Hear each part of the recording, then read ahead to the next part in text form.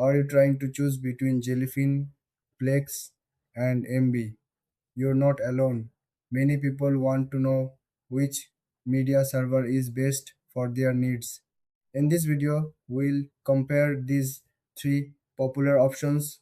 Each one lets you organize and stream your media collection, but they have different features and strength. Jellyfin is a free and open source media server. It's great for users who want full control over their setup. You can customize it easily and there are no subscription fees. Jellyfin supports a variety of devices, making it flexible for streaming. Plex, on the other hand, is user friendly and offers a polished experience. It has a sleek interface and includes features like live TV and DVR. Plex also has premium options that add more features, but some users find that they need to pay for the best experience. MB sits somewhere in the middle. It's also user friendly but offers more customization than Plex. MB allows for parental controls and has a strong focus on privacy.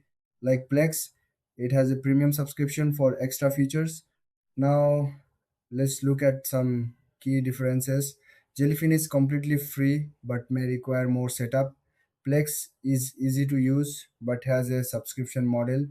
MB offers a balance with decent free features and optional paid upgrades.